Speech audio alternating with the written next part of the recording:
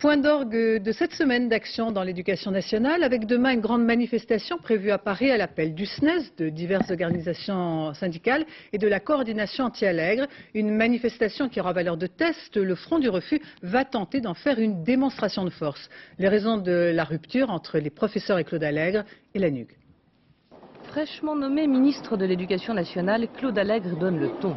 Le 24 juin 1997, dans les colonnes du journal Le Monde, il annonce son intention de dégraisser le mammouth. Il nuancera quelques jours plus tard. J'ai dit ça dans une conversation privée, mais enfin, c'est la même chose. J'ai dit que l'administration, je veux faire décroître l'importance des administrations centrales. Mais la formule a fait mouche, les enseignants ont compris réduction d'effectifs, les hostilités sont ouvertes.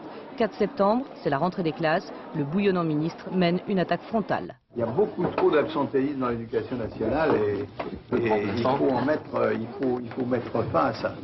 5 jours plus tard, il récidive dans le même registre. Les gens de la fonction publique, ils ont 1 mois de vacances. Les enseignants, ils ont 4 mois de vacances. Et ils prennent les congés formation en plus sur la scolarité. Les syndicats montent au créneau, le SNES en particulier, d'autant que Claude Allègre veut mettre un terme à la cogestion de l'éducation. Il réforme le système de mutation des enseignants, une manière de réduire l'influence du SNES.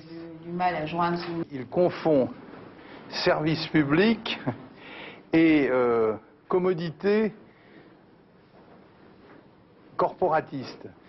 Claude Allègre joue l'opinion publique, plutôt séduite par son franc-parler, contre les syndicats. En plein mois d'août, il réduit par arrêté le taux de rémunération des heures supplémentaires des enseignants. Flèche empoisonnée, le mécontentement gagne les professeurs des classes préparatoires aux grandes écoles. Là encore, Claude Allègre ne voit que corporatisme. Lorsque les professeurs de classes préparatoires font grève, c'est l'équivalent des pilotes d'Air France. Mais le mouvement lycéen de l'automne 98 change la donne. Claude Allègre est obligé de céder. De son côté, le Parti socialiste craint de perdre son électorat traditionnel. Claude Allègre doit lâcher du lest. Le 15 décembre, il publie dans Le Monde une tribune au titre éloquent.